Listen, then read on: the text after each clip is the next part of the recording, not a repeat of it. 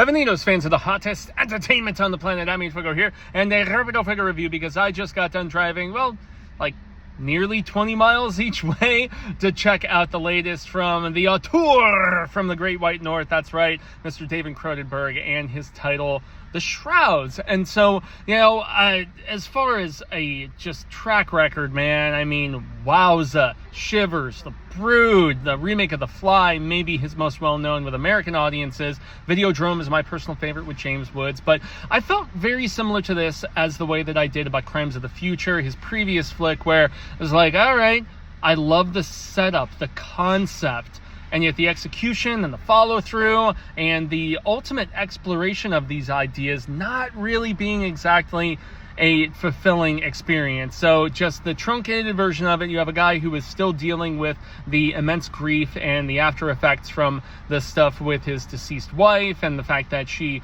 had a very lengthy and experiment-filled sort of demise, and he is the owner of these very high-tech burial plots, first one being in Toronto and then expanding through different areas of the world where you can essentially monitor the corpses of your loved ones, their decomposition, even like 3D, like zoom into their internal organs, bones, whatever, and yeah, you can do it all in an app on your phone. Why not? And one of my biggest gripes about this, it's very brief, but I hate films where I'm watching a movie and it's somebody else watching something on their phone. It's the case throughout this.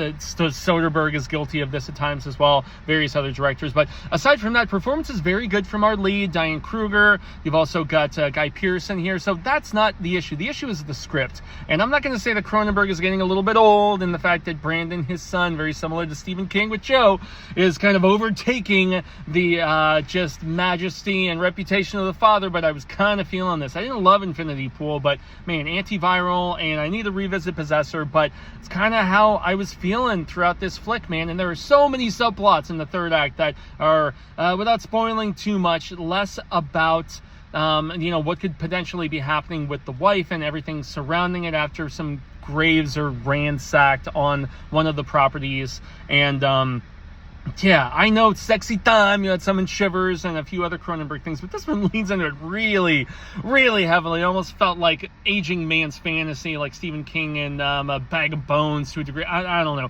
whatever. Bottom line, this was one that I had very high hopes for based on the concept, and I've found this happening with a lot of movies recently where the setup is so rad status, but the execution is half-baked and just ham-kneed, and this one left so many subplots on the table. You're like, oh, you're getting some sexy time with one character, jumping over to another character. I don't know, man. It just, at the end of the day,